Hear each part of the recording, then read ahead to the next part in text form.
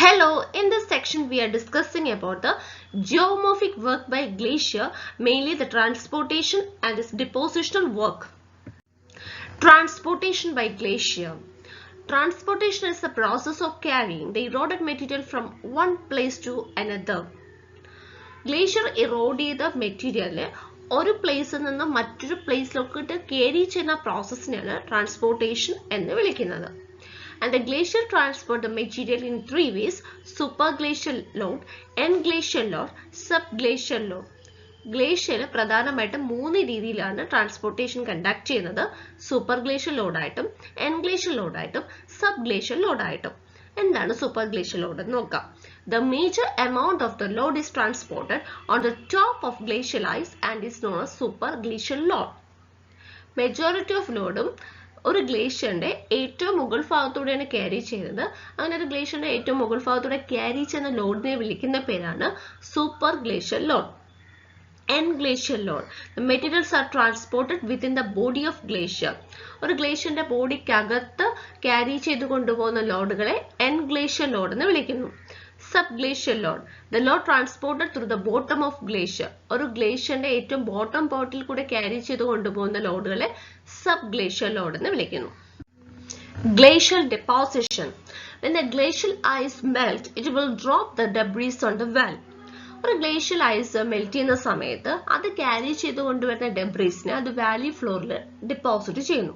ഇത്തരത്തിൽ glacial ice melt ചെയ്യുന്ന പ്രോസസ്സിനെ വിളിക്കുന്നത് അബ്ലേഷൻ എന്നാണ്. All the materials deposited by a glacier is known as glacial drift. ഒരു glacier deposit ചെയ്യുന്ന മെറ്റീരിയൽസിനെ കളക്റ്റീവായിട്ട് വിളിക്കുന്ന പേര് ഗ്ലേഷ്യൽ ഡ്രിഫ്റ്റ് എന്നാണ്. വിൻഡ് ഡെപ്പോസിറ്റ് ചെയ്യുന്നതിന് ഇയോളിക് ഡെപ്പോസിറ്റ്സ് എന്നും, റിവർ ഡെപ്പോസിറ്റ് ചെയ്യുന്നതിന് ഫ്ലൂവിയൽ അല്ലെങ്കിൽ അലുവിയൽ ഡെപ്പോസിറ്റ്സ് എന്ന് വിളിക്കുന്നത് പോലെ ഗ്ലേഷ്യർ ഡെപ്പോസിറ്റ് ചെയ്യുന്നതിനെ വിളിക്കുന്നത് ഗ്ലേഷ്യൽ ഡ്രിഫ്റ്റ് എന്നാണ്. The drift can be divided into two: unstratified drift and stratified drift. ഈ ഡ്രിഫ്റ്റിനെ രണ്ടായിട്ട് തരംതിരിച്ചിട്ടുണ്ട്. അൺസ്ട്രാറ്റിഫൈഡ് ഡ്രിഫ്റ്റ് അല്ലെങ്കിൽ ചിൽ എന്നും, സ്ട്രാറ്റിഫൈഡ് ഡ്രിഫ്റ്റ് അല്ലെങ്കിൽ ഔട്ട്വാഷ് എന്നും. Unstratified drift. അൺസ്ട്രാറ്റിഫൈഡ് ഡ്രിഫ്റ്റ് എന്ന് പറഞ്ഞാൽ പ്രത്യേകിച്ച് ഗ്രേഡിംഗ് ഒന്നും ഇല്ലാതെ കറക്റ്റ് ഒരു സ്ട്രാറ്റ ആയിട്ടൊന്നും അല്ലാതെ ഡെപ്പോസിറ്റ് ചെയ്യുന്നതിനെയാണ് അൺസ്ട്രാറ്റിഫൈഡ് ഡ്രിഫ്റ്റ് എന്ന് വിളിക്കുന്നത്. The unstratified glacial deposits is known as till. Unstratified depositനെ till എന്നും വിളിക്കാറുണ്ട്. And the unstratified deposits mainly consist of moraines, erratics, drumlins and glacial lake. Moraines. Landforms composed mostly of till that form on or within a glacier or are left behind when the glacier melts.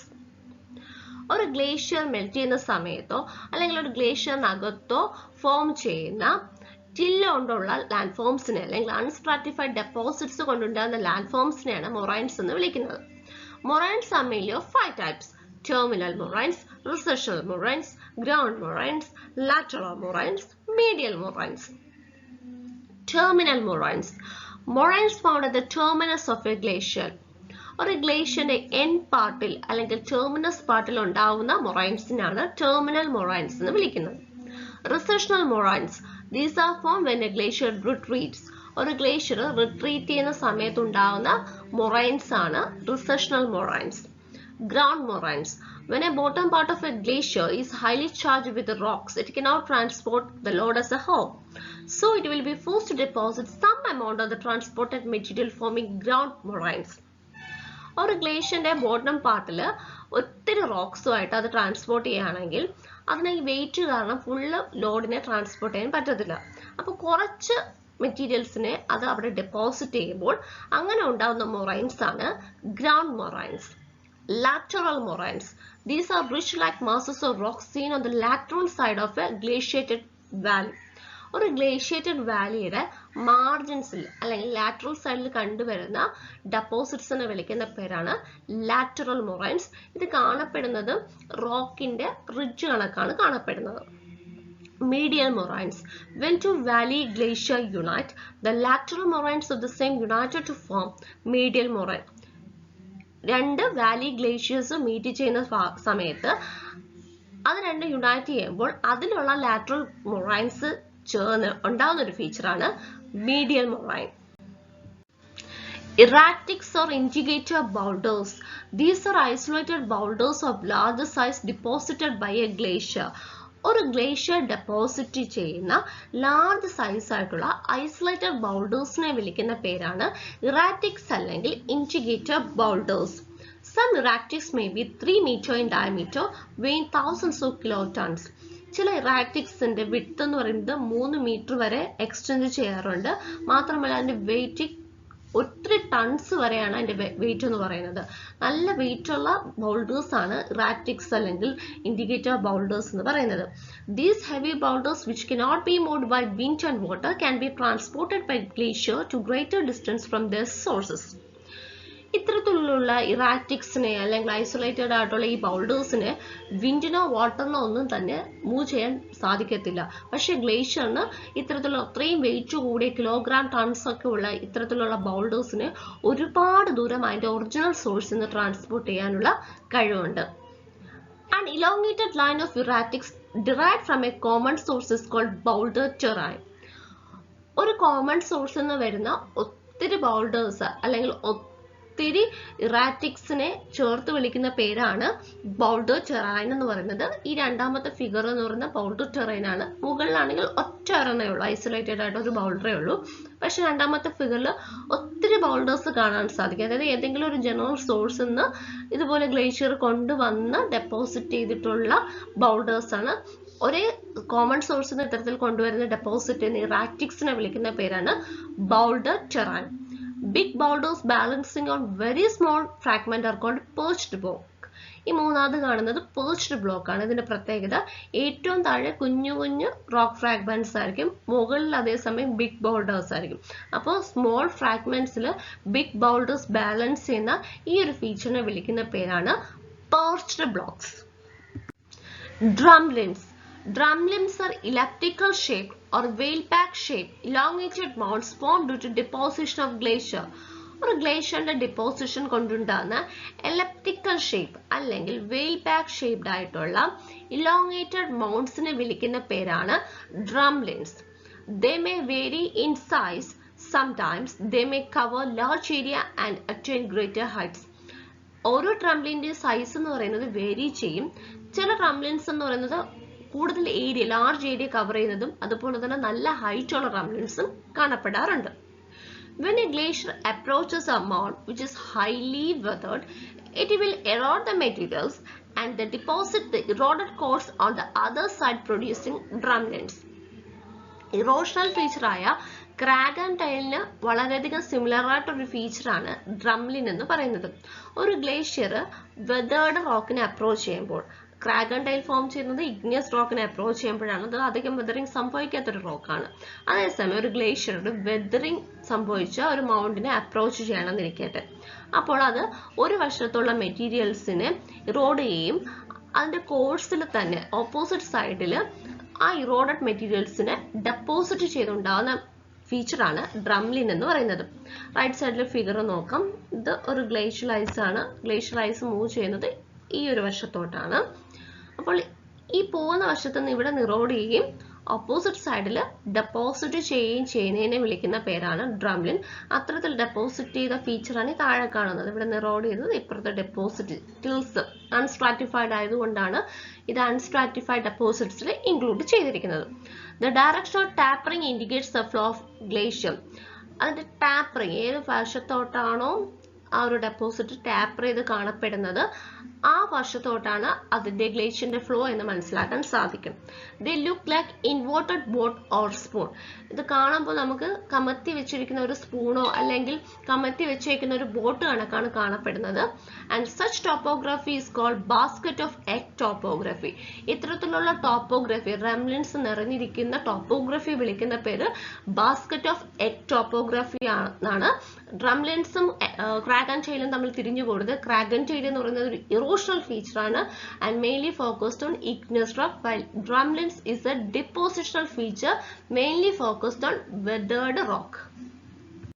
Glacial lakes. A glacier can dig out a large depression in the ground which may later get filled with water. A glacial lake may also be created when moraines act as a dam which obstructs the flow of glacial melt water. ഒരു glacier ലേക്ക് രണ്ട് രീതിയിൽ form ചെയ്യാം. Glacial ഇറോഷന്റെ ഫലമായിട്ട് depressions ഉണ്ടായിട്ട് പിന്നീട് അതിൽ water fill ചെയ്ത് glacier ലേക്കായി മാറാം. അല്ലാന്നുണ്ടെങ്കിൽ നേരത്തെ പറഞ്ഞ മൊറൈൻസ് ഒരു ഡാം പോലെ ഒരു ഒബ്സ്ട്രക്ഷൻ പോലെ ആക്ട് ചെയ്തിട്ട് അതിനകത്ത് വെള്ളം കെട്ടി നിന്നും ഗ്ലേഷ്യർ ലേക്ക് ഉണ്ടാവാം. Narrow long glacier lakes are called finger lakes. Glacier ലേക്കിൽ തന്നെ അത്യാവശ്യം ചെറുത് നാരോ ആയിട്ടുള്ള ഗ്ലേഷ്യർ ലേക്സ്, പക്ഷെ അതിന് ലെങ്ത് ഉണ്ടെങ്കിൽ അത്തരത്തിലുള്ള ലേക്സിനെ വിളിക്കുന്ന പേര് ഫിംഗർ ലേക്സ് എന്നാണ്. Stratified drift or outwash. Stratified deposits are formed by the melted water which are seen further down the valley beyond the moraine. Stratified drift അല്ലെങ്കിൽ ഔട്ട്വാഷ് പ്രധാനമായിട്ടും ഉണ്ടാവുന്നത് ഗ്ലേഷ്യർ മെൽറ്റ് ചെയ്ത വാട്ടറിന്റെ ഫലമായിട്ടാണ്. ഇത് പ്രധാനമായിട്ടും കണ്ടുപെടുന്നത് ഒരു വാലിയുടെ എൻ പോർഷനിൽ അല്ലെങ്കിൽ വാലി കഴിഞ്ഞിട്ടുള്ള പോർഷനിലും പ്രത്യേകിച്ച് സീ വാട്ടർ അല്ലെങ്കിൽ ഓഷനുമായിട്ട് ചേർന്നിരിക്കുന്ന ഭാഗത്തുമാണ്. Since the deposits are formed by the melting of glacier, they are otherwise called glacier fluvial deposits. ഇത്തരത്തിലുള്ള ഡെപ്പോസിറ്റ്സ് ഗ്ലേഷ്യർ മെൽറ്റ് ചെയ്ത് ഉണ്ടാവുന്നത് കൊണ്ട് തന്നെ വാട്ടറിന്റെ ഇൻഫ്ലുവൻസ് കൊണ്ട് ഉണ്ടാവുന്നത് കൊണ്ട് ഇതിനെ വിളിക്കുന്നത് ഗ്ലേഷ്യോ ഫ്ലൂവിയൽ ഡെപ്പോസിറ്റ്സ് എന്നാണ്. And the main types include kettle and kettle lakes, kame and kame terraces, eskers, outwash plain and valley train. Kettle and kettle lakes. When the glacier moves, pieces of rocks or stones fell on it. After some time, with the melting of ice, small holes are formed in the glacier. These holes are known as kettle holes. ഒരു glacier move ചെയ്യുമ്പോൾ അതിൽ ഒത്തിരി റോക്സും സ്റ്റോൺസും ഒക്കെ വന്ന് വീഴാറുണ്ട്. ഇത്തരത്തിൽ റോക്സും സ്റ്റോൺസും ഒക്കെ വന്ന് വീഴുന്ന സമയത്ത് ഗ്ലേഷ്യറിന്റെ ഒരു പാർട്ട് ഡെഡ് ഐസ് ആയിട്ട് മാറാറുണ്ട്.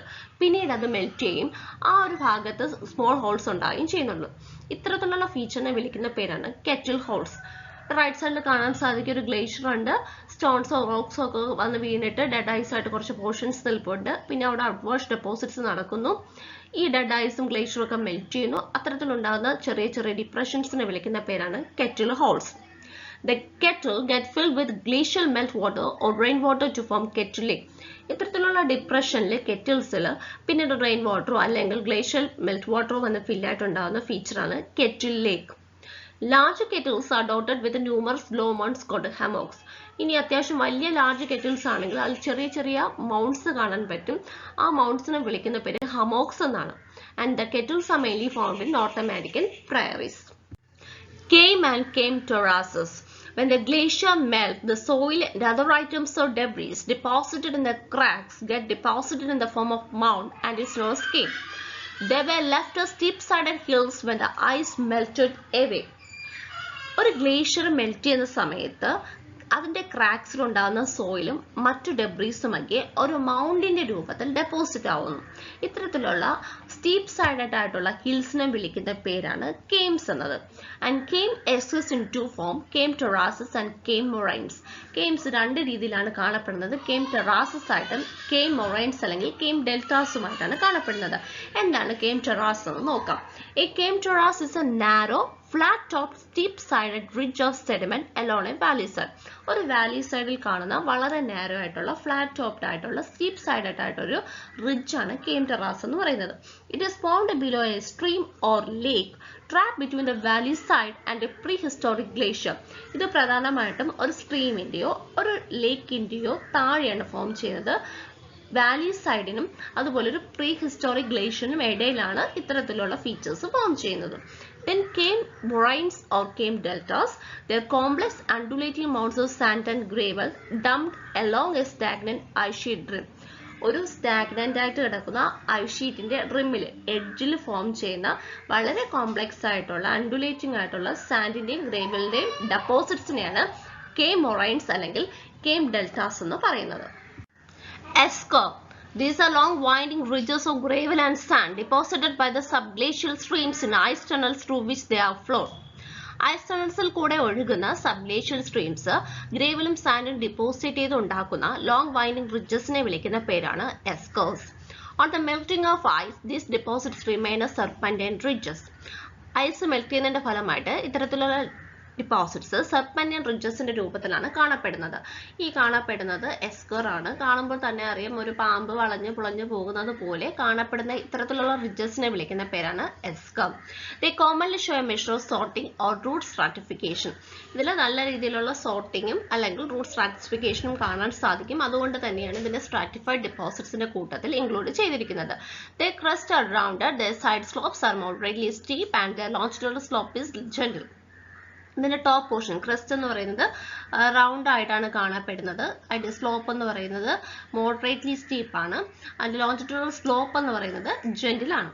എസ്കേർസ് are commonly found in lowland areas around the Baltic sea. Outwash plain. When a glacier passes through the ice tunnel and deposits the sediment at a distance, or in a simple verse, when a glacier makes its last moraine, the melted part of glacier takes away light soil and deposits it in the form of layers, and such deposits attain the form of plains. This is known as outwash plain. ഒരു glacier ഒരു ice ടണലിൽ കൂടെ കടന്നുപോയി അത് അതിൻ്റെ sediments ദൂരെ ഒരു സ്ഥലത്ത് കൊണ്ട് ഡിപ്പോസിറ്റ് ചെയ്യുകയോ അതല്ലാന്നുണ്ടെങ്കിൽ ഒരു ഗ്ലേഷ്യർ അതിൻ്റെ മൊറൈൻസ് ഉണ്ടാക്കി എന്നിട്ട് അതിലുള്ള മെൽറ്റ് വാട്ടർ കുറച്ചുകൂടെ ദൂരെ പോയിട്ട് അതിലുള്ള ലൈറ്റ് സോയിൽ ഡെപ്പോസിറ്റ് ചെയ്യുകയും അങ്ങനെ ഓരോരോ ലെയറായിട്ട് ഡെപ്പോസിഷൻ കൊണ്ടുണ്ടാകുന്ന ഒരു പ്ലെയിനെയാണ് ഔട്ട് വാഷ് പ്ലെയിൻ എന്ന് വിളിക്കുന്നത്. ഇവിടെയായിരിക്കും ഗ്ലേഷ്യർ കാണുന്നത്. അത് ഈ ഒരു എൻഡ് ഭാഗത്തേക്ക് മൊറൈൻസ് ഉണ്ടാക്കുന്നു. ബാക്കിയുള്ള മെൽറ്റ് വാട്ടർ ലൈറ്റ് സോയിലിനെ ഇവിടെ കൊണ്ട് ഡെപ്പോസിറ്റ് ചെയ്യുന്നു. വീണ്ടും അതിന്റെ മുകളിൽ അടുത്തൊരു ഡെപ്പോസിഷൻ നടക്കുന്നു. ക്രമേണ ഡെപ്പോസിഷൻ നടന്നുണ്ടാവുന്ന ഒരു പ്ലെയിൻ ആണ് outwash plain. In Iceland these are known as sand dune. Valley train. A long narrow body of outwash deposited by meltwater far beyond the margin of active glacier and extending along the floor of a valley. നേരത്തെ പറഞ്ഞ out wash പ്ലെയിൻ്റെ similar ആയിട്ടുള്ള ഫീച്ചറാണ് Valley train എന്ന് പറയുന്നത്. അതൊരു പ്ലെയിൻ്റെ രൂപത്തിൽ വളരെ extensive ആയിട്ട് deposit ചെയ്യുന്നെങ്കിൽ വളരെ ലോങ് ആയിട്ടുള്ള നാരോ ബോഡി ഓഫ് ഔട്ട് വാഷിനെയാണ് വാലി ട്രെയിൻ എന്ന് പറയുന്നത്. നേരത്തെ പറഞ്ഞതുപോലെ തന്നെ ഗ്ലേഷ്യറിൽ നിന്നും ഒഴുകി വരുന്ന മെൽറ്റ് വാട്ടർ കൊണ്ടുവന്ന് ഡെപ്പോസിറ്റ് ചെയ്യുന്ന ഡെപ്പോസിറ്റ്സ് ഒരു വാലിയിൽ നിന്ന് വളരെ ദൂരം മാറി ഡെപ്പോസിറ്റ് ചെയ്യുന്നു. അപ്പോൾ ഇതൊരു ലോങ് നാരോ ബോഡി ആയിട്ടാണ് ഡെപ്പോസിറ്റ് ചെയ്യുന്നതെങ്കിൽ അത്തരത്തിലുള്ള ഡെപ്പോസിഷനെ വിളിക്കുന്ന പേരാണ് വാലി ട്രെയിൻ എന്ന്. This is also known as out wash train.